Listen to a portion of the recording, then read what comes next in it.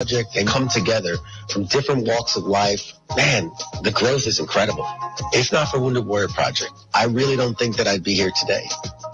See how we help warriors combat stigma at woundedwarriorproject.org/combat stigma. The Brady Farkas Show is produced and funded by WDEV and the Radio Vermont Group. We welcome listener feedback. Email your comments to wdev@radiovermont.com. The energy. We walked around for 35 minutes just in the parking lot looking for this car. The passion. UVM schedules the way they do to get as high a seed as possible in the NCAA tournament and to get as much tournament prep as they can because they're not going to get it from their league. The opinions on all your favorite teams. The organization should be taking care of Matt rather than Matt taking care of the organization. This is the Brady Farkas Show on WDEV AM, FM, and WDEVradio.com. What's up, everybody? Brady Farkas Show back at it on a Halloween Monday right here on WDEV, AM and FM, and WDEVradio.com. We got a lot to get to. We got 90 minutes, and then we're supposed to go to World Series Game 3, right? Astros, Phillies tied at 1 game apiece at a big matchup here from Citizens Bank Park. We don't know yet where that game is at. The tarp is on the field. It looks unlikely that they'll play, but we don't know that officially, so I will give you the updates as to what's happening here. But right now, the tarp is on the field. Everybody, as of now, is planning for there to be a game, but some weather people say it looks unlikely, but I'll continue to keep you posted there. So it's a Patriots win Monday. We'll unpack the Patriots at 5:45. We'll talk a little UVM hoops with Brian McLaughlin, the broadcaster for the Catamounts. They kicked off their exhibition season with a 20-point win on Saturday night over St. Michael's College. We got a lot of things here. The Napa-Morrisville, Napa-Waterbury text line is open, 802-585-3026. That's 802-585-3026. And I'm going to ask you for something that I've probably very rarely asked you for. If you are listening, I need a text message. I want to know who you are and where you're listening from. Because I'll be honest, when you do radio and you work on holidays, whether it be, look, I've worked on Thanksgiving before. I've worked on Christmas Eve before. I've worked on New Year's Eve before. Halloween, while not a holiday, is certainly a time where people who might usually be listening might not be listening today. So sometimes when you're doing talk radio on a holiday, it can feel a little more lonely because people are out doing other holiday things. If you are listening, I just want you to send me a text. 802-585-3026. I want to know that I'm not going to get all riled up about certain things and talk to nobody. That's all. I don't know. I may have asked you ever to send in a text like that once or twice ever in my life. But today, I'm asking for it. Some of you are out trick-or-treating with your kids. I understand that. I hope everybody has a fun night. I hope everybody has a safe night. But if you are listening, just let us know. Let us know, the people who are in this together on this holiday, let us know that you're here. 802-585-3026. We'll all have some fun together. Again, Napa-Morrisville, Napa-Waterbury text line. 5, 4, 3, 2, 1. And here we go. The opening thoughts in the Brady Farkas Show are brought to you by Sticks and Stuff and by Swanton Lumber. They are Vermont's most complete locally owned home center with locations in Enosburg, Derby, Middlesex, St. Albans, and at Swanton Lumber. They're online at sticksandstuff.com. Mark in Essex says he's here. Thank you very much, Mark. We get a first-time texter. Don't know who you are, where you're from, but you say you're listening, so thank you very much as well. So I know I'm not alone, and that makes me feel good. So I appreciate, at the very least, those two have texted in, and I'm sure there are more that will be coming in here, so I'm glad that we're not. Josh in Milton says, never miss it, Brady. Thank you very much. Someone else says, I'm listening in Essex, so there we go. Now, like I said, it was weird, right? Like, I worked on Thanksgiving Day. That's a different dynamic. I've worked on Christmas Eve. I never worked Christmas Day, but I imagine that would be odd as well. So when you're working a holiday, you'd never really know how many people are listening. So at the very least, we got 5 that just pumped in right away. And if there are 5 willing to text in, that's good. Someone says talk some Yankee stuff. What would you like me to talk about with the Yankees? There's a whole lot to talk about. Steve says, I'm with you, buddy. Mike en route to East Middlebury is there. South Woodbury is listening. They want to know what's up with Aaron Rodgers. We got a lot of stuff to get to, and if everybody stays with me for the full 90 minutes, we just might hit everything on here. What do we want me to talk about the Yankees for? Seriously, I actually have a thought on the Yankees, but it's going to come in the 6 o'clock hour as we lead up to this game, so I promise I'm going to get that. Kyle and Addison love the show. Go Pats. Listening online from Bethel, enjoy your show. Look at this. Is the most text messages in a 4-minute span in history. Apparently, all I had to do was beg for it here. So look at this. This is awesome. This is awesome. This gives me juice today on this Halloween Monday. So let's get into it here. The opening thoughts are brought to you by Sticks and Stuff and Swanton Lumber, Vermont's most complete locally owned home center with locations in Enosburg, Derby, Middlesex, and St. Albans. They're online at sticksandstuff.com. Another Mike says they're listening. Alex in Moncton says, I'm listening for the whole show. I hope you're on your game. I'm going to do my best, Alex. So Alex is a Giants fan. I could talk for 90 minutes about how my Seahawks won that game. I'm not going to do that because I'm the only one who cares. But if I really wanted to get under Alex's skin, I could do that. But I don't. It's a Halloween Monday. He's hanging out for all 90 minutes. A bunch of you are hanging out. So we'll just, Seahawks won. I'm happy about it. And we'll go on with our day. So there you go. Let's start with a popular theme on this show. I find myself saying this a lot because oftentimes it applies. Two things can be true at one time, right? This business is pretty conducive to hot takes, right? You've got to land on one side of an argument always. I try not to do that. I try to allow for nuance and for conversation and for opinions. Two things can be true at one time.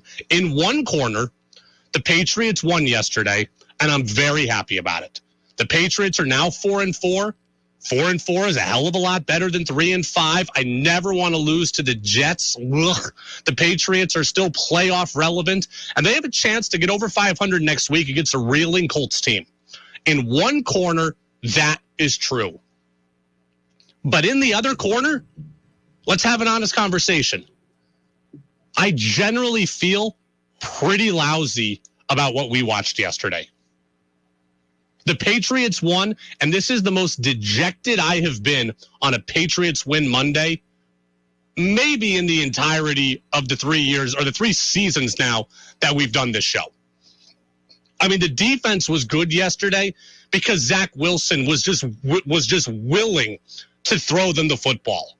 So the Patriots defense got some takeaways, but generally, there was a lot to be desired in this one. We're going to get to all of that and unpacking the Patriots in about 10 minutes. But one of the things that bothers me most, I think the thing that does bother me most, is that I don't feel any better today about the quarterback position than I did on Friday when we left. I was hoping this game would provide some clarity and some optimism on the quarterback position, and I didn't get any of that. Like, I generally do not feel good on a Patriots win Monday, and that is very, very rare. I don't feel that Mac Jones played very well. He did do some things. I give it to him. He's very, very tough. With that ankle, he ran for first downs. He tried to extend plays. I give him a lot of credit for that. He hit a couple of third down throws early in the game to Jacoby Myers, so he did some good things early on in this game. But he threw for just 194 yards, virtually did nothing down the field, had that awful pick six that wasn't before the half that he got bailed out on. He fumbled on a sack. He had a ball that he threw right into a linebacker's chest that got dropped in the fourth quarter when the game was close. Like, I appreciate that Bill Belichick stuck with him. That's exactly what he should have done. But also, Bill Belichick showed us yesterday what he thought of Mac Jones. And that bothers me. It's very clear to me that Bill Belichick no longer has faith in Mac Jones. And I didn't think that until very recently, but yesterday showed it to me. If your head coach and your quarterback, or if your head coach does not trust your quarterback, you are in big trouble. And yesterday it was made very clear to me that Bill Belichick does not trust Mac Jones. And how do I know this? It's pretty simple. Because yesterday, with multiple chances to score touchdowns, and yesterday with multiple chances to just stomp on the neck of the New York Jets and end the game, the Patriots babied the play calls. Instead of entrusting and empowering Mac Jones to go and win the game, they just begged him not to blow it. And so much so that the Jets really did have a chance to win that game yesterday. I mean, that game should not have been a one-score game. It was 22-17. It shouldn't have been that close. It shouldn't have been that close at all. The Patriots made it clear that they do not trust Mac Jones and that this is now what we're going to have moving forward. So if you're looking for the crystal ball and the rest of the Patriots season, here it is. The Patriots are going to play very close to the vest. And they're going to play close games with teams that they shouldn't play close games with because they don't have the ability or the want to separate, because to separate requires some risk taking. They're not going to do that. And when they play a really good team like Buffalo, who they'll play twice, they'll get blown out, just like last year. I am going to Patriots-Colts next week. And Sam Ehlinger is the new starter for the Colts. Bill Belichick should feast on him. That should be a game where in the past, the Patriots would win that game 33-6. But the Patriots are going to play so close to the vest and so with one hand tied behind their back because they no longer trust Mac Jones. I'm sure I will go and see a 20-14 game that comes down to the wire. And that is where the Patriots are at, and that is what they're going to be. And if you think I'm exhibiting hyperbole, I tell you that I'm not. Look at the following of what I'm about to tell you. This is all the proof that you need to know that Mac Jones is not trusted by Bill Belichick. There was the awful pick six that wasn't, right? Right before the end of the first half, Mac Jones throws the pick six. Jets are about to go up 17-3. Pats get gifted the roughing the passer penalty. Patriots get the ball back. Patriots have the ball at this point, 1st and 10 at the Jets 12 with all 3 timeouts. They're down by a touchdown. 1st and 10 at the 12 in the red zone, all 3 timeouts. And what do we see? They run it on 1st down. They get a penalty. It's now 1st and 20. They then run it 2 more times. And then Mac Jones just centers the ball for a Nick Folk field goal. With 3 timeouts in their pocket, the Patriots were more than okay just taking a field goal. Mac, you just almost screwed it up. We can't risk you screwing it up again. We would rather have the 3 than go for the touchdown.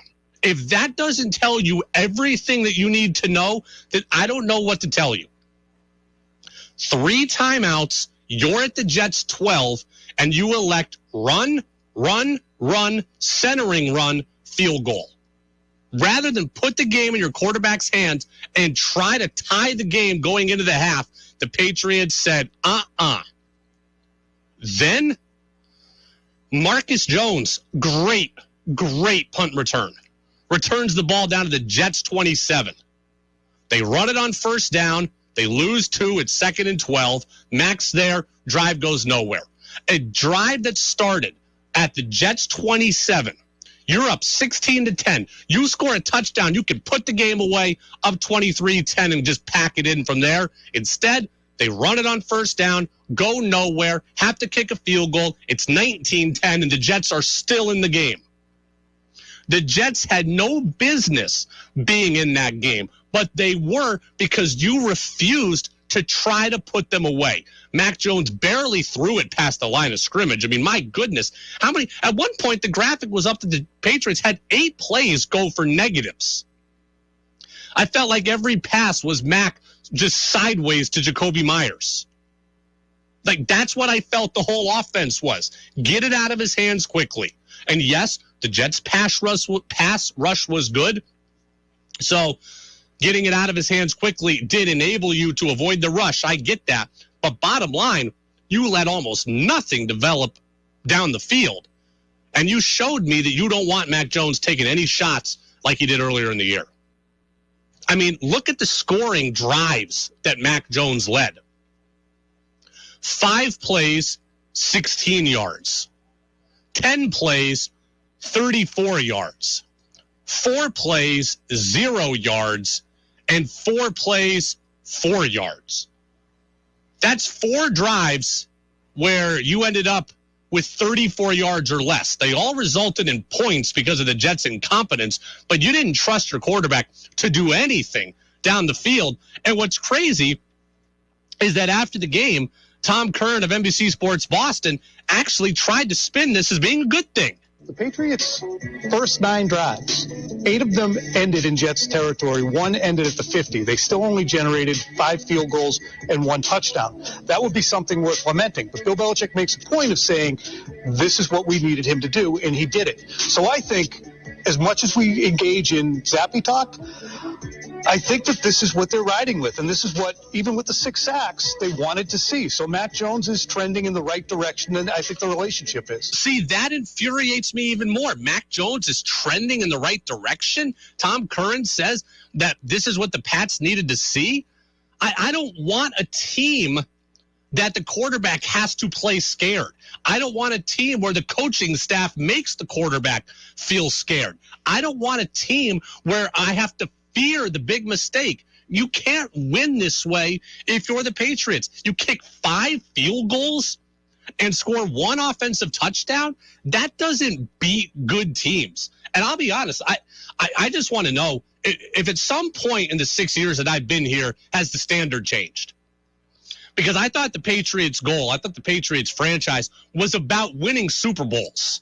I thought it was our birthright to see the Patriots in the AFC title game. If that has changed, let me know.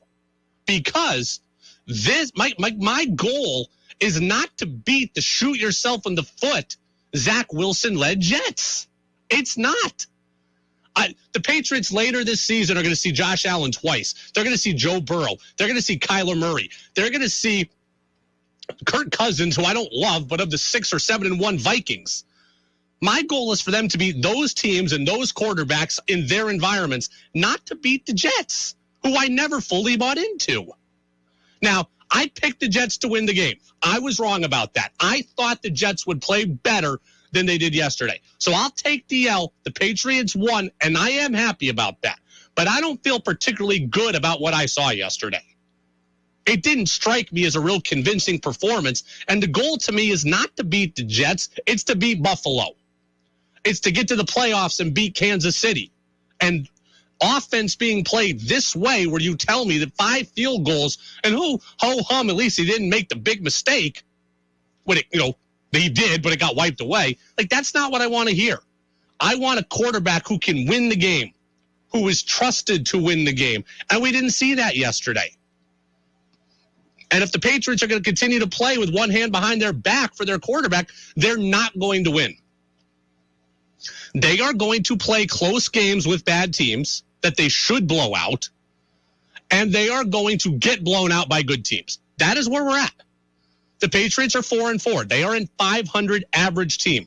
They will play closer than they should with the Colts next week. They will get blown out by Buffalo twice. They will probably play close with Vegas.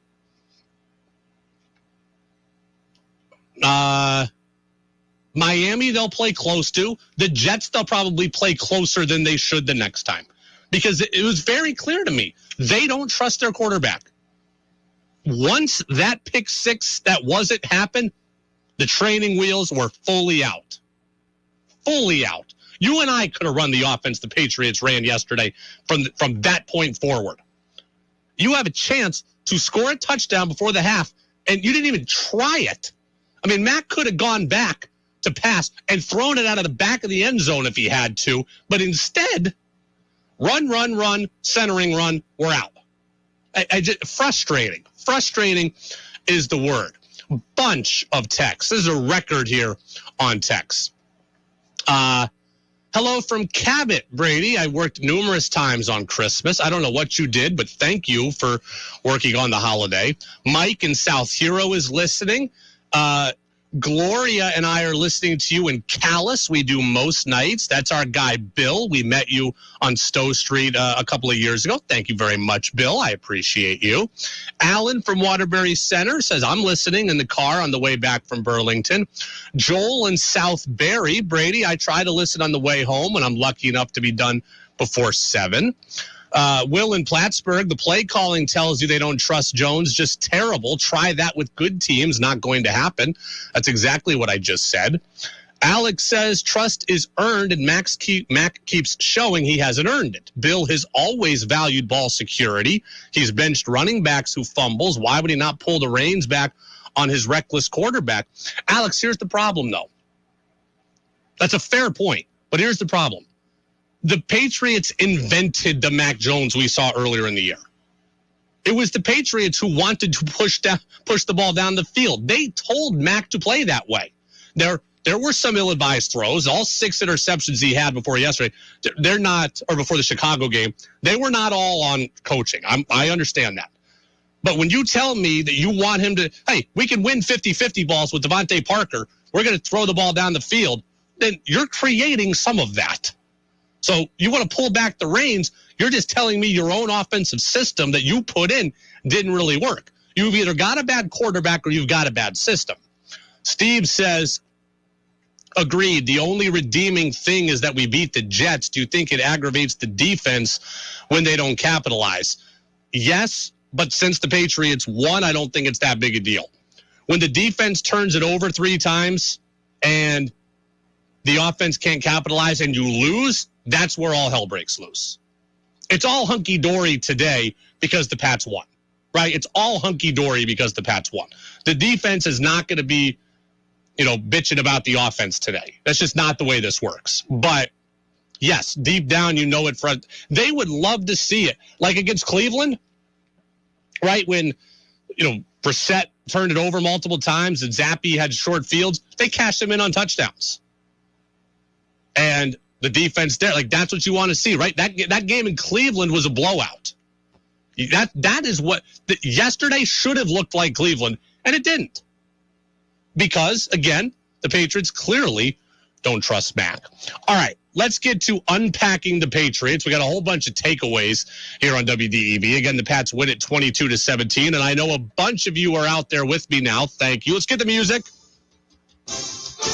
Which Patriots popped? To the 30, to the 20. He is end zone bound. Pick 6. Touchdown. Patriots. And which ones flopped? Jones steps up in the pocket, unloads a deep ball, and it's intercepted. That'll put the cherry on top. We unpack the Patriots now on the Brady Farkas Show on WDEV AM, FM, and WDEVradio.com. We tend to alternate good and bad. Patriots win it 22-17. They're 4-4 on the year. Starting with the good, Jacoby Myers is a stud. I have been saying this all year. I said this all last year. I said this all of 2020. Jacoby Myers is a stud. He is the best wide receiver on this team. We all want this team to invest in a deep threat. We all want this team to have a burner on the outside. We're all excited about the idea of what Tyquan Thornton could become. But guess what? Jacoby Myers is the guy. Okay, DK Metcalf is a freak. He's got Tyler Lockett. A.J. Brown is a freak. He's got Devontae Smith. So even if the Patriots get that guy, they still need what Jacoby Myers is. He knows the game. He moves the sticks. Myers, he had third down conversions where he got 11 and 16 yards yesterday. 9 catches, 60 yards total. Right place at the right time. He scored the touchdown. He is everywhere. I love watching Jacoby Myers play. He is the best receiver on this team, and it's not even close. Jones will throw it. Open man. Catch made. Myers is in. Touchdown, New England. Not so good takeaway. Continuing what I just said, this feels like a game where the opponent beat themselves. I really don't like to discredit victories because victories are victories, but this doesn't feel like a game the Patriots won. This feels like a game the Jets lost, and I just can't shake that feeling. You needed to kick 5 field goals. The offensive line was leaky. They didn't just try to score a touchdown at the end of the first half. They turned it over on downs inside the red zone. They just benefited from Zach Wilson being horrible and a Greg Zuerlein missed field goal. I mean, there are days where, you pick off a quarterback 2 or 3 times and it's coverage where you confused them. It's great plays in the secondary. This was Zach Wilson just playing pitch and catch to the guys in white jerseys. I mean, this just didn't feel like a dominant Patriots performance. I mean, the Pats, they were 6 of 19 on third down, and they were 0 for their last 7 on third down. They had all those drives that went nowhere. They couldn't convert. They couldn't finish in the red zone, and it's super frustrating. Super frustrating. Unpacking the Patriots, a good takeaway. Ramondre Stevenson, yeah, he's also a stud. He has clearly surpassed Damian Harris as the lead back on this team. He touched the ball 23 times, had more than 140 total yards. He could catch it out of the backfield. He had 7 catches. He's got a burst. Look, he can play all 3 downs. And in a league where you have multiple backs, and I believe in the multiple back theory, it's rare to have a 3-down player, and Ramondre Stevenson can be that guy, right? He can run it between the tackles. He can run it outside. He can catch it out of the backfield. He just does everything. And I don't think it's going to happen that the Patriots could trade Damian Harris before tomorrow's trade deadline. But Stevenson is their lead back, and there is no going back from it. On the bad side, I mean, look, the offensive line was horrific.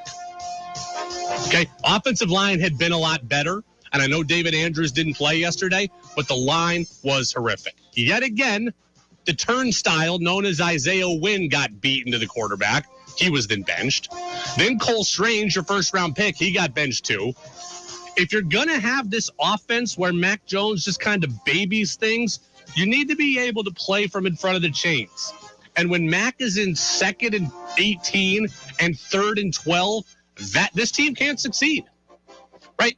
The Patriots have clearly told us now they don't have 3rd and 12 beaters in their offense. They don't have an answer on 2nd and 21. So if we need to play 2nd and 7 to 3rd and 3 to then we get the first down, you can't be giving up 6 sacks in a game. And some of it probably is on the quarterback. It's not all, I'm sure, on the offensive line. But my goodness, the offensive line was not good. And if this is going to be the offensive line has to be a lot better. Unpacking the Patriots, number 3. Special teams was pretty good all across the board. Nick Folk, 5 for 5 on field goals, including a 52-yarder, of which I was told he couldn't hit those, so good. Nick Folk, 5 of 5. He's still a stud. On the first play of the game, the Patriots were very good on kick coverage. First play of the game, Joshua Bledsoe dropped Braxton Berrios at the 18.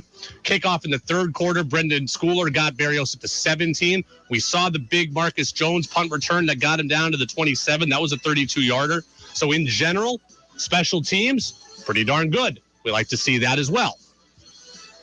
Back to the bad. I mentioned Jacoby Myers.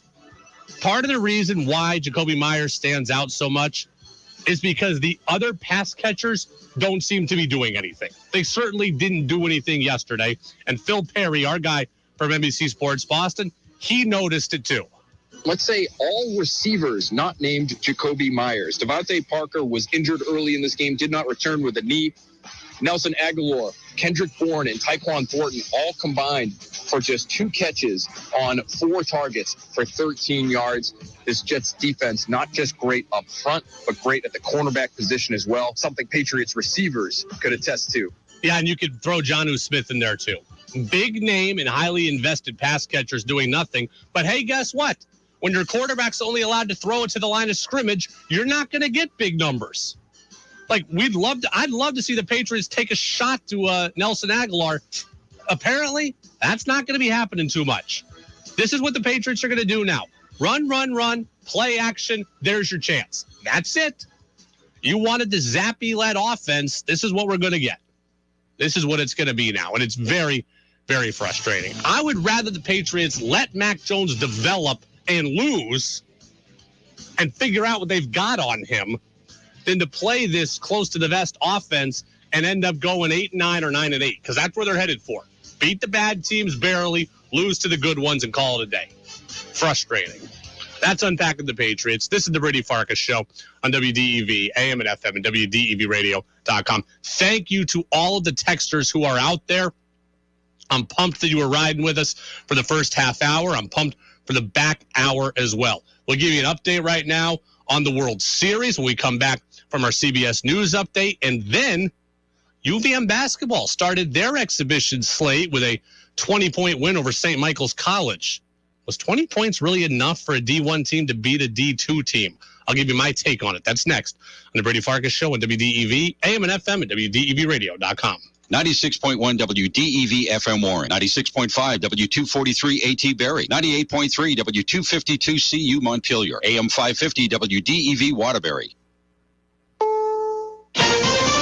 This is CBS News on the Hour, sponsored by Dell Small Business. I'm Monica Ricks in New York. The Justice Department filed formal charges today against the man accused of brutally beating Paul Pelosi. CBS's Tina Demetrius. The man who police say attacked the husband of House Speaker Nancy Pelosi faces federal charges of assault and kidnapping. The alleged attack came days before the midterm elections, as some get out the vote ads have taken direct aim at her. I've seen the dehumanization of Nancy Pelosi. I don't think anyone's been dehumanized like she has consistently. In an exclusive interview with CBS News' Major Garrett, California Governor Gavin Newsom blamed conservative networks and social media for escalating political rhetoric to a dangerous level. Don't tell me that's not aiding and abetting all this. Of course it is. More of that exclusive interview airs tomorrow on the CBS Evening News. The Supreme Court is now considering scrapping affirmative action. Justice Ketanji Brown Jackson argued with UNC's attorney, Patrick Strawbridge. The only reason why the university knows the race of any of these applicants is because they are voluntarily providing that. But it is making distinctions upon who it will admit, at least in part, on the race of the applicant. Some races get a benefit, some races do not get a benefit. Conservative justices say race can't be a factor forever. President Biden says oil companies could face big fines if they don't do more to lower prices at the pump. Here's CBS's Stephen Portnoy. The president says the profits the oil companies have enjoyed of late are a function of Russia's war on Ukraine. And thus he says the companies are engaged in war profiteering. I think it's outrageous what the size of the profit. Mr. Biden says U.S. firms such as ExxonMobil and Chevron should be using their profits to invest in greater production and refining capacity rather than boosting dividends and buying back their own stock. If they don't, they're going to pay a higher tax on their excess profits and face other restrictions. That is, if Congress goes along. Meantime, Russia is trying to block grain exports again in Ukraine. State Department spokesman Ned Price. It is not in anyone's interest. It is not in Russia's interest. It is not in the interest of the international community to see what could be akin to a form of collective global punishment. A man's been charged in the Delphi, Indiana murders of two girls who went missing while hiking on a family trip in 2017. Becky Patty is one of the girls' grandmother. I don't feel like I thought I would. I've always said that I would be screaming on the rooftops, but we're not. People are already planning what to do with $1 billion. Buy some apartment complexes and get some of these homeless people off the street. A house. I know my wife would like a house at the beach. The Powerball drawing's just a few hours away. Good luck. This is CBS News.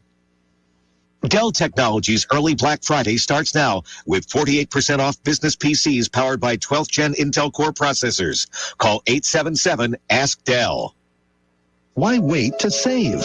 Dell Technologies Black Friday event arrives early with select deals on top tech to power business productivity. The savings start now with up to 48% off performance business PCs powered by 12th Gen Intel Core processors. Don't forget special pricing on the latest monitors, docks, and accessories, including free shipping on everything. Call a Dell Technologies advisor at 877-ASK-DELL for Black Friday deals. That's 877-ASK-DELL. This is CBS News business analyst Jill Schlesinger. Getting good value for your hard-earned money is more important than ever. When you have aches and pains, good value means getting relief that lasts, like the relief you'll enjoy from Salonpause pain-relieving patches. People that use Salonpause reported less pain with improvement in mood, sleep, and the ability to work. Life is better without pain. You can live better. Salonpause. It's good medicine. Over in Britain, an American import is endangering one of the country's favorite native species. CBS's Vicki Barker explains. After every Halloween, well-meaning Brits dump their leftover pumpkins in the countryside, thinking they're feeding the wildlife there. But the Woodland Trust is warning that pumpkins can be fatal to hedgehogs, those little, waddling, spiked creatures so deeply loved here.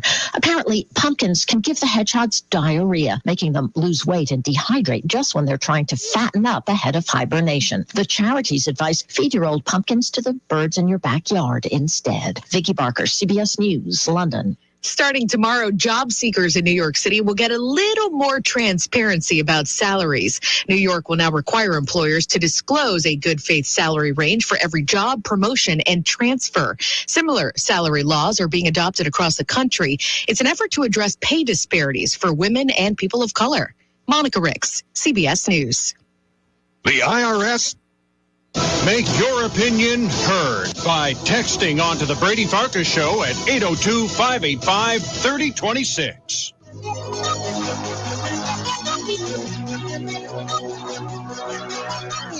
Now it's back to the Brady Farkas Show on WDEV AM, FM, and WDEVradio.com.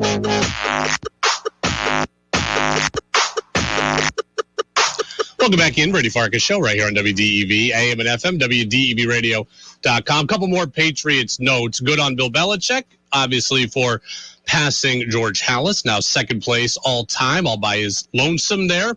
325 career wins, 22 away from Don Shula. On the bad side of things, Patriots in the red zone, right? They were 1 for 3 scoring touchdowns in the red zone yesterday. They're 29th in the NFL in red zone touchdown percentage. That's 46%. You just have to find a way. You have to find a way to be able to score touchdowns from inside the 20. And the Patriots right now can't do it. And part of the reason why is because they move the ball methodically down the field. And when they get to the 20, 2-yard run, 3-yard run, 4-yard pass. Now we're at the 12. 2-yard run, 3-yard run, 4-yard pass, boom. And now we got to try to kick a field goal. Or it's 4th and 2, and we got to go for it, and we can't. Like, they just don't have, or they don't want, apparently, to have the big play ability. The ability to get cheap freebie touchdowns, to get 30-yard bombs down the sideline. They don't want to have it.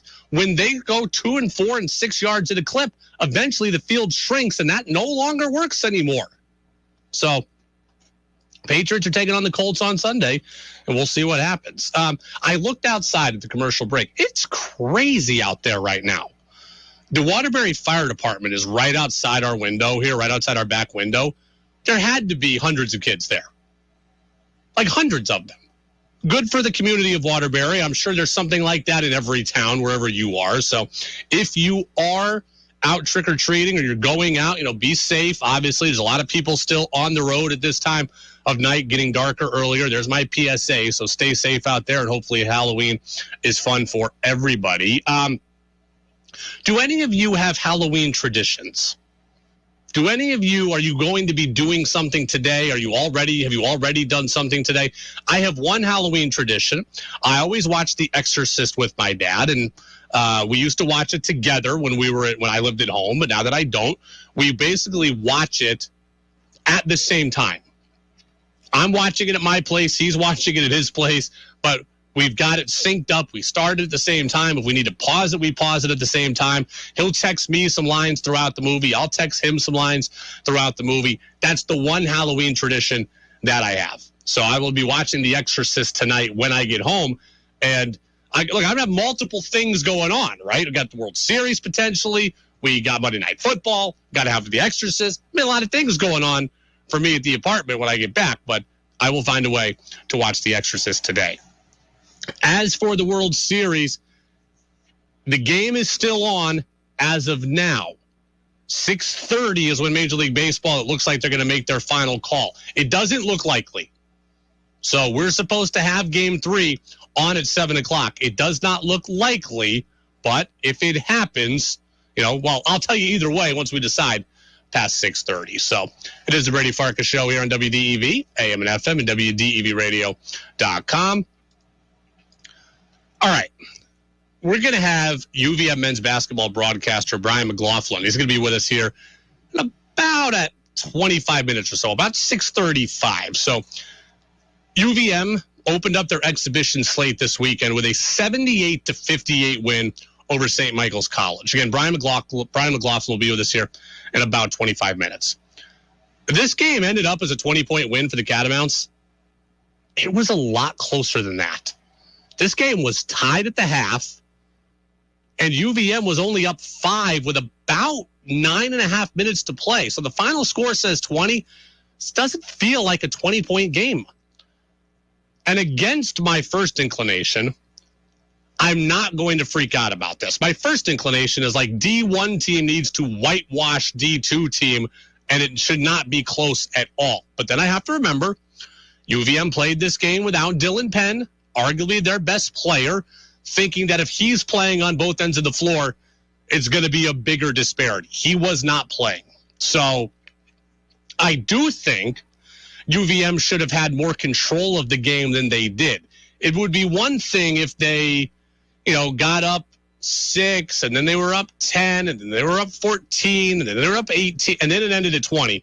This was like close throughout, and then the last 10 minutes, UVM just took off. I would have liked to have seen UVM had more control throughout. Like, this game was in doubt for far too long. The fact that they only won by 20 doesn't bother me as much as the way they won by 20. The fact that St. Mike's was in this game far longer than I think they should have been.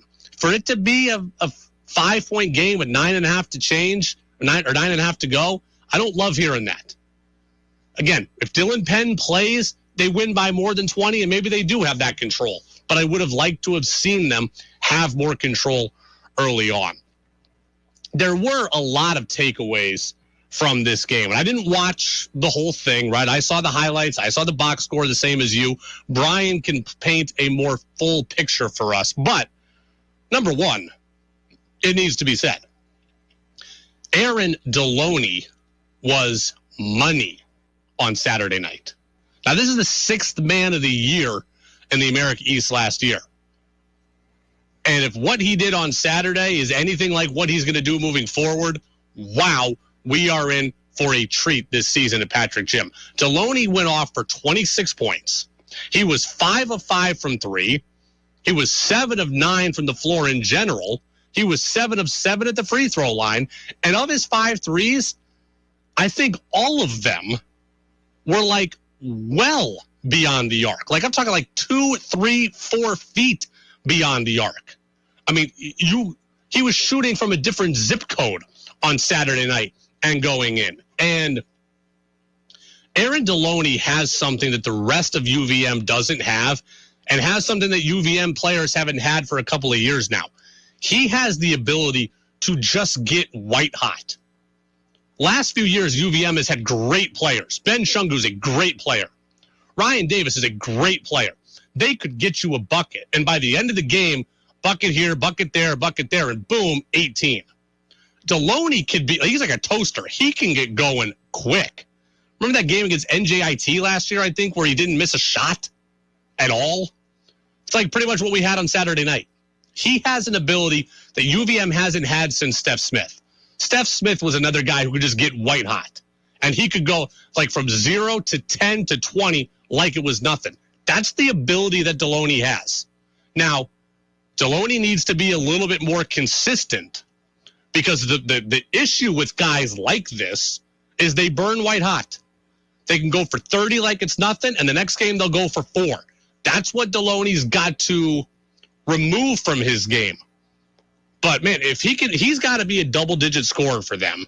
If he can be a guy who gets 14 to 17 a day, that is huge. That is absolutely massive. And he's good enough to do it. He just needs to be more consistent. Okay, I would rather him get 15 a night than get 30 this night and 0 that night. But I tell you what, I'd be lying. When he gets cooking, it is very, very fun to watch him play. I mean, because he was just on fire the other night. And look, he wasn't one-dimensional either. He did a little bit of everything, right? Like, he's got 5 threes, getting to the free throw line 7 times. Like, he was doing a little bit of everything the other night. And like, look, this is from that game against NJIT last year. Zula into the corner. Deloney transition 3. Count it. Yeah. Deloney, just that good. Just that good. A couple of texts coming in on the Napa-Morrisville, Napa-Waterbury text line. Text says to me about the it was texting me about the Patriots or texting me about UVM, but someone says you just hunt for the negative in every win. Not true. Not true. Actually, most wins I take as wins, and that is why we played Unpacking the Patriots and we did good or bad. So if you're talking to me about the Patriots, I pointed out a bunch of good things that they did. Just didn't feel all that impressive to me overall. As for UVM, again, they won. They won by 20. That's great. I don't mind that they didn't win by more. I just would have liked to see the game be not that close. When you're playing a Division II team, I would have liked to see you have a little more control. But at the end of the day, I give you a bit of a bailout, and that I know Dylan Penn wasn't playing. And now I'm talking about all the good things that Deloney did. I'm also going to talk about the good things that Finn Sullivan did. Finn Sullivan had 17 points and 6 assists. Now, speaking of consistency, I talked about him also needing to get more consistent. I will take this every day of the week. 17 points, 6 assists. I will take this every day of the week. He also needs to be a guy who can get double figures at will for this team. Look, Finn Sullivan, of the final 15 games last year, was in single figures in 13 of them. He has the ability to go for 17 points and 6 rebounds. I need him to also find consistency. Finn Sullivan had 2 games last year where I think he went for 22, then 18, and then only got double figures twice the rest of the way. They need him to be good and be really good offensively. Like, if I'm looking at this team, I am saying Dylan Penn needs to be a double-figure scorer. Deloney needs to be a double-figure scorer. Sullivan needs to be a double-figure scorer. That's got to be it every night. Then, after that, you're going to get the outburst from TJ Hurley, the freshman, Nick Fiorillo, Matt Veretto. Like, there are other guys that can get double figures, but you're going to need probably 3 double-figure scores on average for this team. Deloney, Sullivan, and Penn. Those are non-negotiable as far as I'm concerned. So, Finn Sullivan getting 17 and 6 to start the season, even though it's an exhibition, very, very impressive and much needed for this team. And frankly, I mean, the rhetoric that we've heard about Sullivan has been nothing but just great this offseason. We had Robin Duncan on a couple of days ago, right? Like, we had Robin Duncan on Friday, and he talked to us about Finn Sullivan. Before he came in, I think he was just known as a passer, really. But when he started to shoot the ball so well with passing, and he sees the floor so well, he sees the game so well, and I think the biggest thing he has is the competitiveness. When he's locked in, he's really locked in. Yeah, and Finn Sullivan was locked in on Saturday night, something else that UVM needs moving forward. Something that's just interesting is Matt Veretto started at a forward spot. Now, Matt Veretto is an interesting player, and I don't know a ton about him yet. Right? Matt Veretto hasn't played in several years. I think he played at Delaware, and he played at one other school. He hasn't played competitively in multiple years. Well, he had 12 points. He's a big man. He started now 12 points. Now, I don't know ultimately what his role will be moving forward, but I like that UVM is creating options for themselves here, right? They are creating options as far as their rotations go. When Dylan Penn comes back, it's very plausible that Veretto goes back to the bench and is just is a bench piece for them. And they can go small and play guard spots, play a bunch of guards. Maybe when Penn comes back, Veretto keeps starting and they bump Deloney to the bench, and they've got that guy that burned white hot off the bench. I don't know, but they've now got options. I was not expecting to see Matt Veretto start. He started and he had double figures. That's impressive. Guy hasn't played competitive basketball in several years, comes out, plays, starts, gets 12, and gives you some opportunity here as far as mixing and matching lineups. If you are looking for the downside on this game on Saturday, there are 2 things that I point out for you. The bench scoring for UVM was non-existent. And as you move through an entire season, both in the America East and subsequently outside of the America East, you are going to need guys beyond your starters. You look at it, UVM had 4 players in double figures. All 4 of them were starters. The rest of the bench, pretty much bupkis. Okay? Sullivan, Deloney, Veretto, Nick Fiorillo, all in double figures. Everybody else, like practically nothing. Practically nothing. Cam Gibson, who's a 5th-year transfer, had 2 points in 17 minutes. This would have been a guy that I would have liked to see get going. Okay? The report coming out of the game is, hey, some of the newcomers looked rusty. Some of the freshmen looked nervous. Well, that's understandable. Cam Gibson is a 5th-year senior. He needs to be able to come in an exhibition game against a Division II team and get more than 2 points. That's just reality. That is just a reality. He's got comfort. He's played a lot of games. He's played here. He knows the system, and he didn't come in and didn't contribute offensively. Again, there is a caveat. Dylan Penn didn't play. If Dylan Penn plays and Deloney goes to the bench and all of his production is now on the bench, we're not having this conversation. If Dylan Penn plays and Matt Veretto goes to the bench and all his production comes to the bench, we're not having this conversation. But that didn't happen, so we are. You need to have depth scoring. You cannot you cannot look only at your starters, because when your starters get in foul trouble or when your starters have off nights and you don't have somebody to go to, then you become a lot easier to beat. And I think it's perfectly fair to point that out. So the bench was not very good. I would have liked to see Cam Gibson do more. Didn't happen. The other negative is nobody had more than 6 rebounds for the Catamounts. And both of those 6 rebounders were guards. Finn Sullivan had 6 rebounds, and Robin Duncan had 6 rebounds. And that is great for them. I love that UVM has big guards, and I love that they have guards that can rebound. But the fact that my guards are leading the team in rebounding, that to me is a bit worrisome, because I don't know that Robin Duncan and Finn Sullivan are going to be leading me in rebounding when I'm taking on Miami. They're going to have to work on guarding the perimeter. When they're playing Arkansas in the NCAA tournament, they're going to have to guard in the perimeter. They can't necessarily go down and body for every board. Your big men have to be able to control rebounds. And if they can't, that is going to be something we talk about all year, I think, in terms of being kind of an issue for this team. I think rebounding is a concern. Not in the league.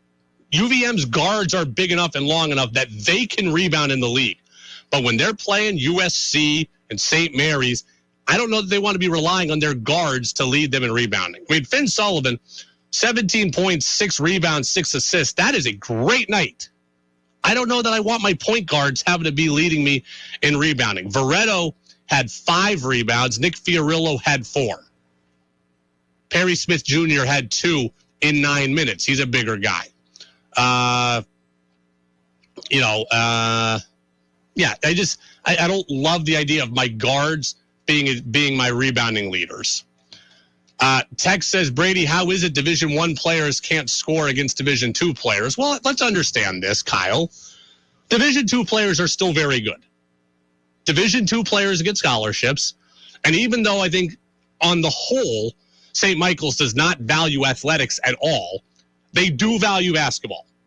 That is like the one thing they actually put resources into. They have a good head coach in Eric Eaton. He's recruiting his tail off. And St. Michael's has some good players. So you do have to give credit to them, right? D2 players come in. That is, the thrill is the wrong word. It's not the thrill of a lifetime. But a lot of D2 players wanted to be D1 players. And when they play D1 players, they play with a chip on their shoulder. Like, see, I'm going to prove to you why that should be me in that uniform. Think about it like when the JV plays the varsity or when a B team plays an A team in your town. That's always ratcheted up. So the D2 team coming out energized and fired up, that doesn't surprise me at all. And for a Division I freshman getting his first taste of college basketball, doesn't surprise me that TJ Hurley had just 3 points. And it doesn't worry me and it doesn't bother me. The thing that bothers me is that Cam Gibson only had 2 points in 17 minutes. That Robin Duncan only had 2 points. These are guys who have played a lot of basketball, and they played a lot of basketball here. I would have liked to see them get more points. Cam Gibson especially. Robin Duncan scored 2, but the rest of the starters were all in double figures. When Robin was out there, he didn't have to do a lot in that game in particular. Cam Gibson, I would think when he came in, I'd like to see him be a bit more of a bucket getter. He's a guy who could shoot the ball really well, actually. And to only take 3 shots and only get 1 to go, that is, again, it's too early to speak concerning or problematic, but that's the one guy I would have expected more from. That's the one guy I would have expected to say, okay, this is my time. I'm a 5th-year player. I've played a lot of hoops. I've played at 2 different programs. I can go out and get a bucket. And it just didn't happen. Again, Brian McLaughlin, the voice of the team, is going to be with us in about 10 minutes. But for now, let's get to who's saying what. Whoa. What did he say? They have an expensive but totally unimpressive receiving core, and they have at absolute best, at most charitable, the 9th best quarterback in their own conference. They really said that? Every damn thing is politics and race, and I'm losing my mind over it. It's time for Who's Saying What on the Brady Farkas Show on WDEV AM, FM, and WDEVradio.com.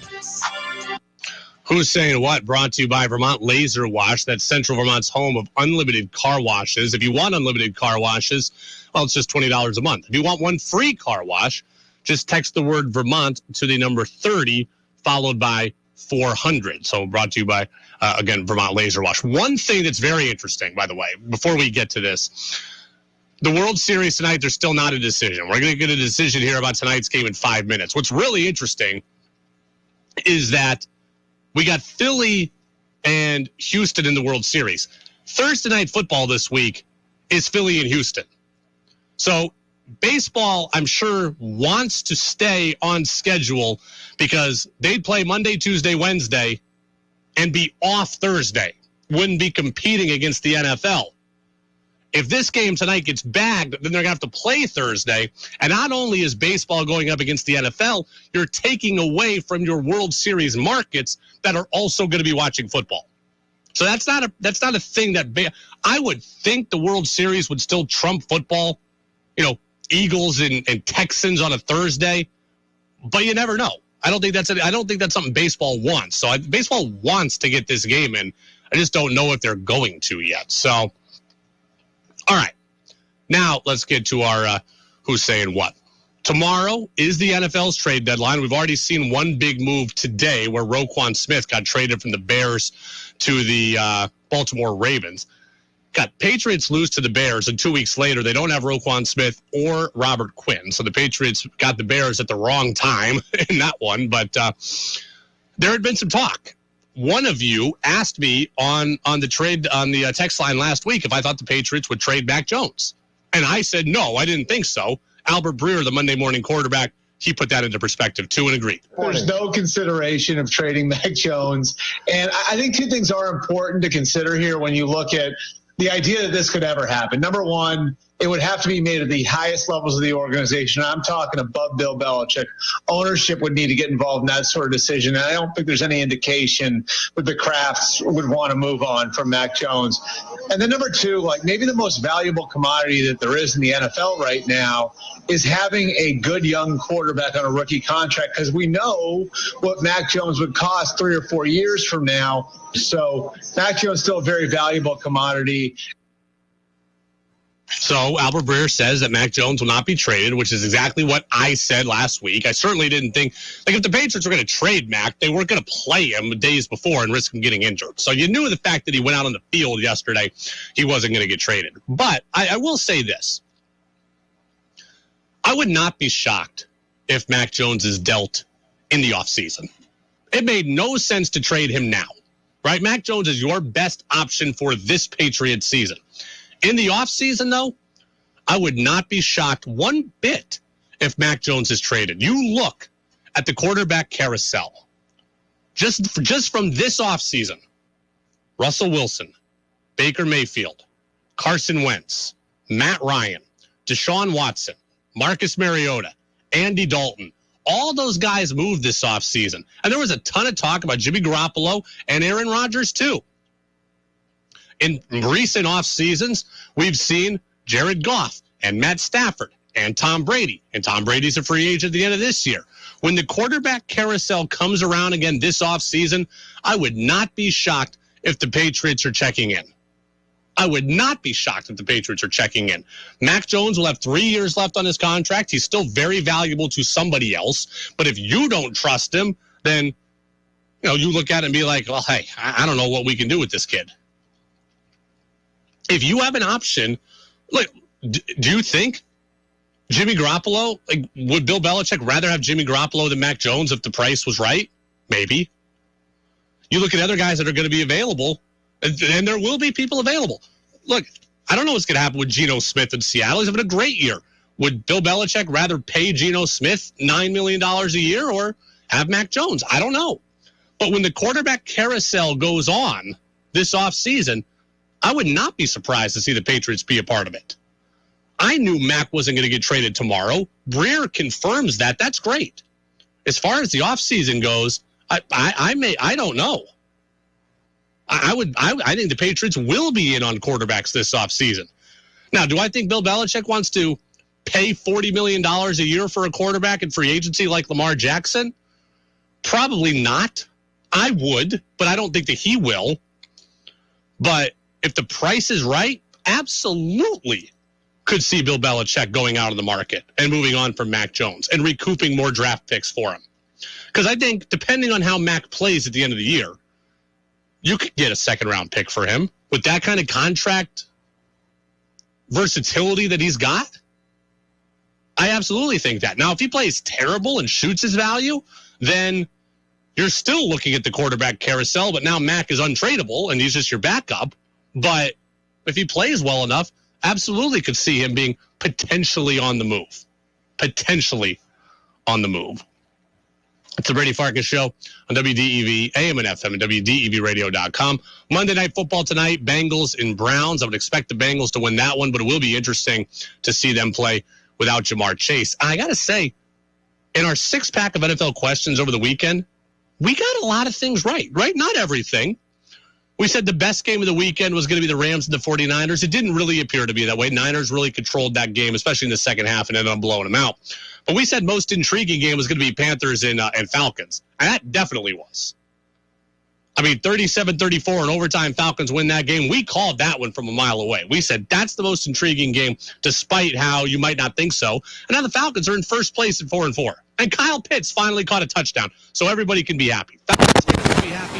Fantasy owners can be happy. It was great.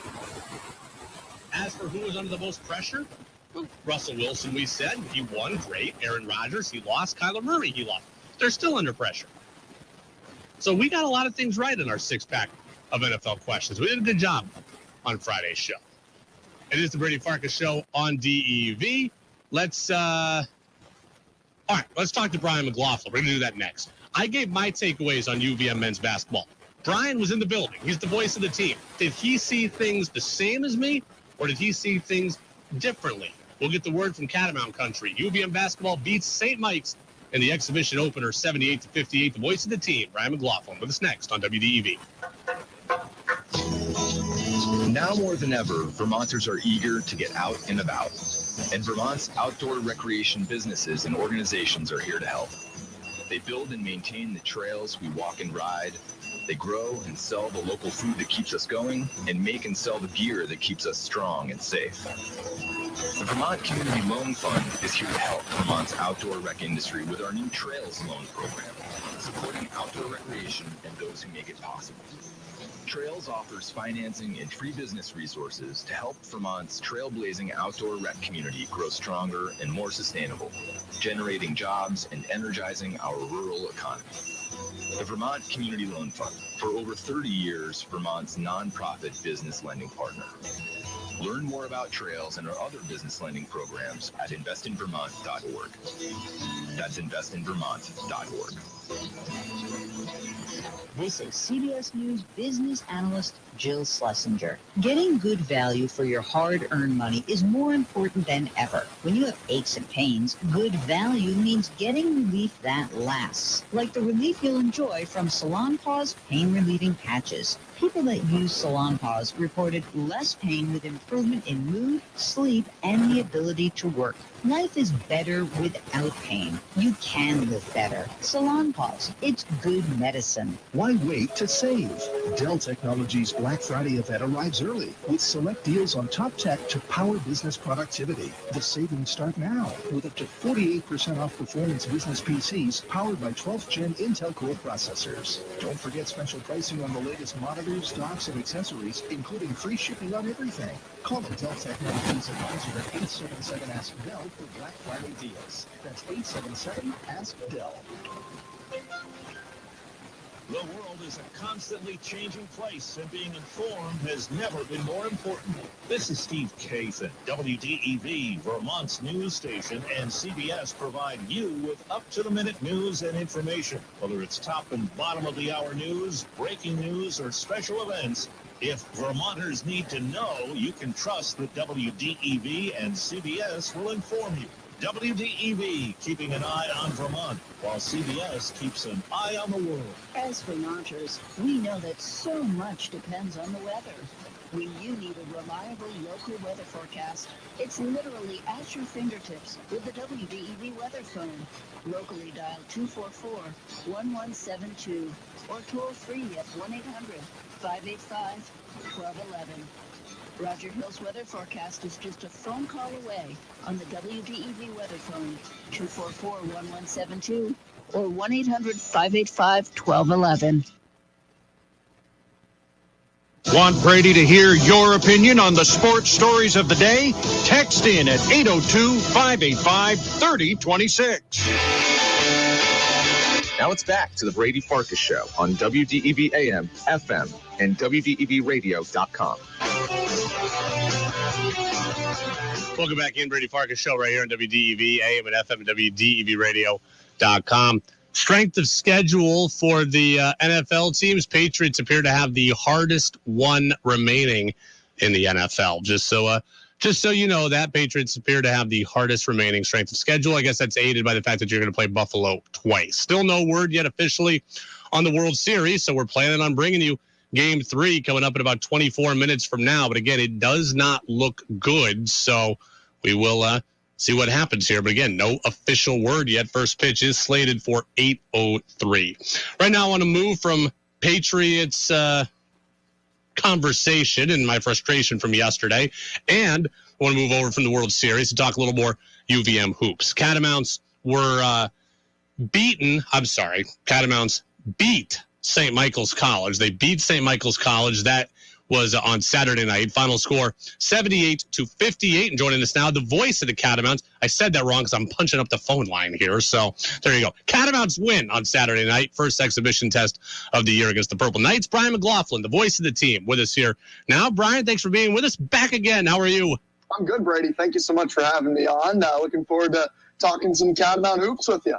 Yeah, Cats win by 20 against St. Mike's, but I don't know that that's a fair representation of the game as a whole. It was a tie game at the half. It was a 5-point game under 10 minutes to play. At any point, be honest, were you ever nervous in that game on Saturday? I don't know if I was necessarily nervous. I think in the back of my mind, I always felt like the Catamounts were going to pull out the win. But going into that game, I had taken the approach, and for both of these preseason exhibitions, and I did the same thing last year. Last year when Vermont beat St. Mike's by 45, I was going to throw the score kind of out the window, more watching for many other things, looking really closely at the 7 newcomers on this team, the competitiveness of the group. It was a very competitive game, which I think long-term will definitely help Vermont. I think you're spot on. It was probably closer than the 20-point final score throughout. But fun game regardless. It was great to be back in Patrick Gym. I wouldn't say I was ever nervous, but it was fun to see St. Mike's give them a good fight. St. Mike's came to play, and that, I think, has to be one of the top takeaways. What impressed you about the Catamounts on Saturday? Aaron Deloney's shooting. Yeah. That's got to be at the top of the list. Just how efficient Aaron Deloney was.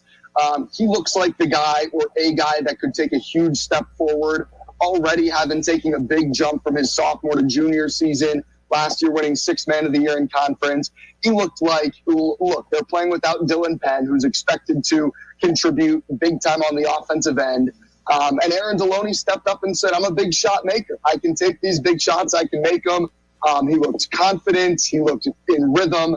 That stood out to me for sure. And I was impressed with Vermont's defense overall. St. Mike's did not have any easy looks. They actually held St. Mike's to fewer points than they scored last year in this scrimmage. So I think the defense was solid outside of one or two minor transition moments. And then Aaron Deloney on the offensive end was the very obvious highlight.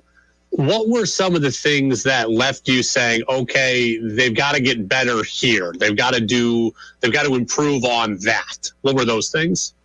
They were sloppy. A lot of turnovers, for sure. It was not a clean game. Some of that is getting the newcomers involved. Matt Veretto, who has not played competitively in 3 seasons, did look rusty.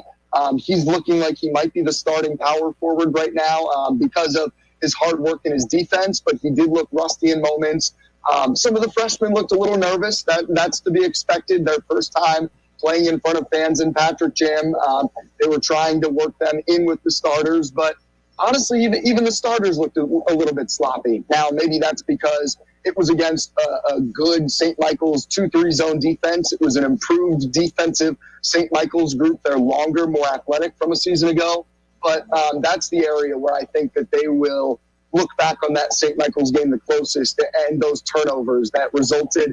Really, it was those turnovers in the first half. St. Michael's scored 14 points off of first half turnovers. That's why it was tied at halftime. St. Michael's took advantage of the UVM mistakes. 4 players in double figures for the Catamounts. I will take that all 7 days of the week and twice on Sundays. That said, pretty much all the scoring came from the starters. And that would be one thing I would point to and say they've got to find some bench scoring as they move through this season. I'm with you. Dylan Penn returning, hopefully relatively soon. Not totally sure when that will happen yet. When he comes back, that deepens this team scoring-wise. He's a guy that is going to be scoring 15 or more points per game, in my opinion, especially come conference play. And I think he's got the game, when healthy, to score against the big boys as well, when they go out potentially to California, when they go to the Bahamas. Throughout this non-conference schedule, Dylan Penn returning will deepen this team, Brady. It will maybe push Aaron Deloney back to the bench. They're not sure how that works in the starting lineup yet. Cam Gibson did not have a great night against St. Michael's. He's a player that I think has looked far more comfortable in practice so far this season. I would expect him to maybe help out with some of that scoring as well from the second unit. And then a guy that they expect to continue to do good things on both ends of the floor that is just working his way into the rotation right now is TJ Hurley. He's the freshman who has felt the most comfortable. He had a great trip to Canada in the offseason. Everybody, I think, kind of knows at this point he is a sharpshooter. TJ has a great quick release, can really knock down the 3 ball. So those are kind of where they're going to find more offense. But this team is not going to have as much depth as we saw last year. That team and that bench unit last season was special. I think it would be unfair to expect a similar bench-type performance this year. And it might have to be on the starters' backs to carry this team scoring the ball. Depending on what starting 5 they end up going with. Maybe you do move Deloney to the bench, starting Dylan Penn at that 2-guard spot. Potentially maybe Robin Duncan comes off the bench and maybe he is kind of the maestro of a second unit. They're still figuring out that rotation. But that is kind of how they expect things to shake out, I think. And I would say come conference play, that's when they're going to want to have that bench unit locked in. In this non-conference, it's still figuring out who can they depend on, who can they trust at the moment, especially scoring the ball. UVM basketball broadcaster Brian McLaughlin with us here on the Brady Farkas Show on WDEV AM and FM and WDEVradio.com. Talk to me a little bit about Robin Duncan, because we had him on the show on Friday, and he started the other day, didn't score much. I think just 2 points for Robin in that one. Little Birdie told me he was a much improved jump shooter this year. We didn't see that on Saturday. What are you hearing behind the scenes? Because I would say my biggest, it's not concern, but if Dylan Penn and Robin are on the floor at the same time, neither one of them historically has been able to shoot the three ball. That would put a lot of pressure on the other three guys on the court. If Robin can all of a sudden shoot the three ball, well, then that obviously helps immeasurably. What do we know about the state of Robin Duncan's shooting development? From what I've seen in practice, Brady, it is a much improved, much more consistent stroke. In years past for Robin, he was really dealing with inconsistency with his jumper. He went into the gym this offseason with a mindset of, I'm going to improve this shot. I think he has. I'm not saying he's a 40% jump shooter, but I think he's going to shoot over 30% from three this year. He's not going to be shooting 5 threes a game, though. It's just going to be 1 or 2 to keep teams honest. It is still going to be his role. He needs to knock down the open ones. He knows that. Everybody knows that about Robin. That's been, in general, the biggest weakness in his game and what is otherwise a very well-rounded game. Great finisher in the paint. He's the best passer on this team, maybe one of the best defenders in the conference, an underrated defender, a great rebounding guard. If that jump shot falls, he's going to be in the starting lineup to me, and he's going to be maybe an all-league player, honestly. I think that is how impactful Robin Duncan is elsewhere. If he's making even just 1 3 a game, you're looking at a guy who is a triple-double threat, to be frank. He is that good of a passer and a rebounder. It's just a question of whether the jump shot does fall. From what I've seen, it is an improved jumper. It's not Ernie or Everett level of jump shooting, but he doesn't need to be that level. It just needs to be a slight improvement. They're working with him every day. He's talking with the coaching staff. They remind him those little cues in his jump shot, what he needs to be paying attention to. And nobody works harder. It's that simple. Nobody's working harder than Robin. He is not somebody that I would necessarily worry about if I were a UVM fan. They know what they're going to get from Robin. The coaching staff knows what they're going to get. He's not a worry for this team. Nick Fiorillo is going to start at the 5 for this team. I'm not concerned at all about his ability to score. I think his ability to step out and hit a jump shot, 2, 3 jump shots in a game is pretty well documented. I would be more interested in how he looks rebounding and defending in the paint, because I've always thought of Nick Fiorillo as kind of a guard and a forward's body, and his height is kind of dictating that he play down low. And when you don't really always have that mindset, I wonder how it's going to translate to him having to body people down in the paint. What are you seeing from him down in the post? That's my biggest question entering this season as well. I think you're spot on, both scoring inside and defending inside, because Nick can knock it down from outside, from distance. Where I think they're going to miss Ryan Davis the most is his ability to score in the paint. He was an elite finisher around the rim at a nationwide level last season. Nick, not quite the same. He's been working hard at that. Ryan Davis made that little right-handed hook shot, the righty floater. Really, that was his bread and butter in addition to the 3 ball. Nick's been working hard on those 2 things. I think it helps him rebounding the ball, knowing that this team has so many good rebounding guards. Finn Sullivan, Cam Gibson, Robin Duncan, Sam Alamudu, all rebound the ball at an elite level from a guard position. That's going to help Nick there. We're still finding out if he's going to be able to battle with guys defending one-on-one in the post.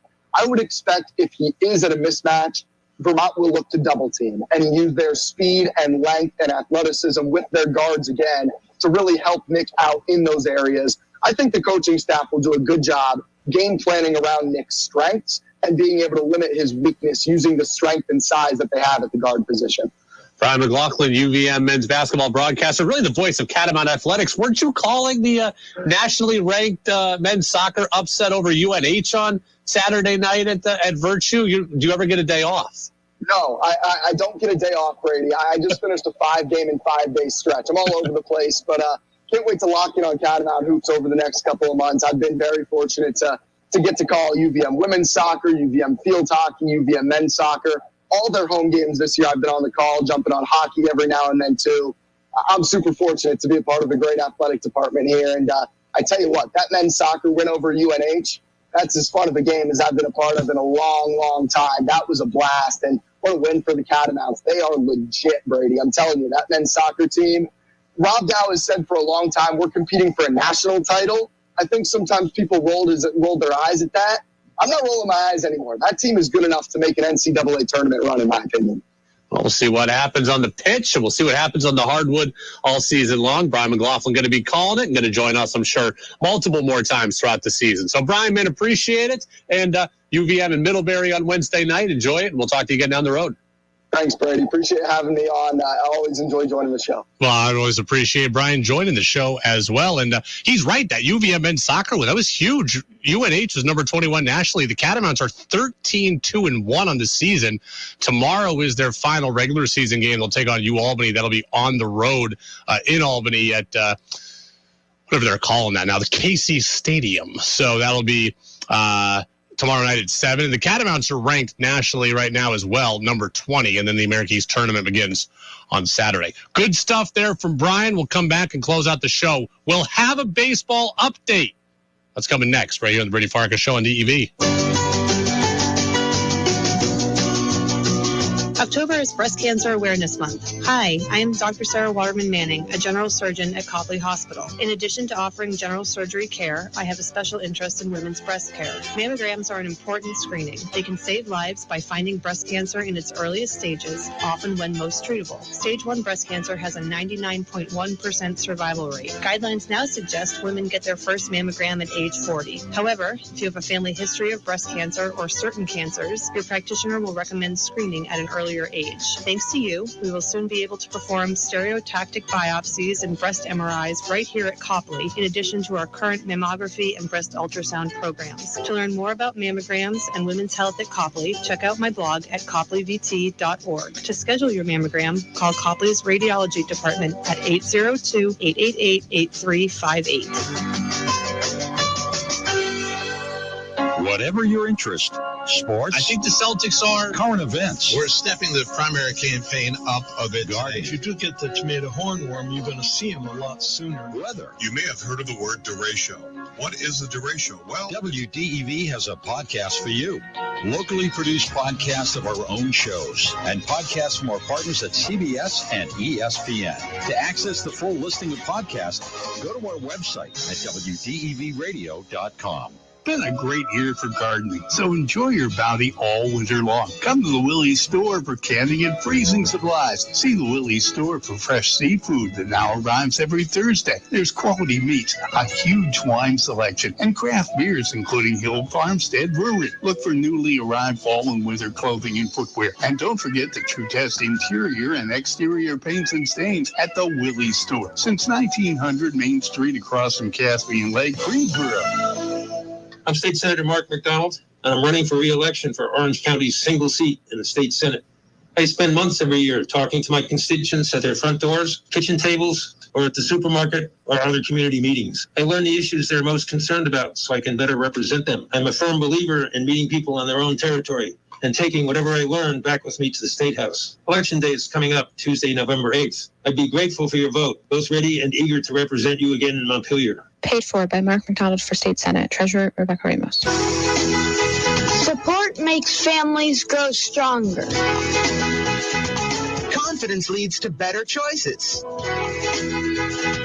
Education opens new doors. VCTF, the Vermont Children's Trust Foundation, is a nonprofit group that raises money to fund prevention programs. At VCTF, we believe community creates good kids. We fund preschools, teen centers, literacy, parenting, and mentoring programs. Programs that promote the well-being of Vermont children and work hard to strengthen our families, encourage education, and promote healthy behavior choices. Support VCTF and help give all kids a fair chance at success. You can help. Please donate to line 23D on your Vermont state tax return, where every dollar goes directly to helping Vermont kids. For more information, go to vtchildrenstrust.org. That's vtchildrenstrust.org. Do you want to learn more about the pre-market perspective on important public policy issues affecting you, your work, and your community? I'm Bill Sayre, and I hope you'll do so by joining me in conversation with Vermont opinion leaders as we discuss how best to make Vermont an ever better and more affordable place to live and work. Common Sense Radio with Bill Sayre, weekdays, 11 till noon.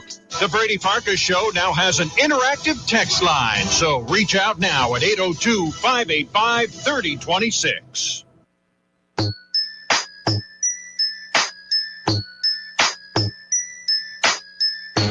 Now it's back to the Brady Farkas Show on WDEV AM, FM, and WDEVradio.com. All right. Game 3 of the World Series has been postponed. What that means now is this. So, Jazz with George Thomas is going to come up next now at 7 o'clock like usual. So if you were lamenting the fact you wouldn't hear the sweet, silky, smooth tunes of Cat Stevens, Louis Armstrong, and crew, you're in luck. Jazz with George Thomas will come up in a couple of minutes. This is going to push everything back a day for the World Series. Game 3 will now be played tomorrow. We'll have it on DEV. Game 4 will now be played on Wednesday. We'll have it on DEV. Game 5 will now be played on Thursday. We'll have it on DEV. There's an off day on Friday. That's great. We have Norwich hockey. Saturday, we'll have Game 6, which is going to come right after Norwich hockey. Sunday's Game 7. And, well, you know, we got NASCAR. I believe NASCAR would be over in time, though, for a Game 7 of the World Series. So I'll work on figuring all that out. But this is actually good news, I think, for the Phillies. If you're rooting against the Astros, this is good news for the Phillies. I think that the Astros have far more pitching depth. And the only way, to me, that the Phillies can win games is when Nola and Wheeler pitch. So the fact that, you know, we can get now to Nola and Wheeler a game earlier, that's a good thing. I understand the Astros can go to Verlander earlier, but Verlander struggled this postseason, right? He wasn't great against Seattle, wasn't great. He's been good against the Yankees, but he wasn't great in Game 1. So I think this is actually a very good thing for the Phillies. The sooner you get to Nola and the sooner that you get to Wheeler, the better chance you have to win. The show is brought to you in part by Pro Driver Training. That's Pro Driver Training, Vermont's premier truck driver training school. Online at ProDriverCDL.com. That's online at ProDriverCDL.com. Thanks to UVM basketball broadcaster Brian McLaughlin. That interview available on our podcast channel. You can also check us out on Apple Podcasts and on Spotify. Stay safe out there. Everybody trick-or-treating, everybody who's driving around trick-or-treaters, stay safe, have fun, happy Halloween. We'll see you tomorrow. Jazz with George Thomas is coming up next on DEV. Westview Meadows currently has residential care apartments available. If you're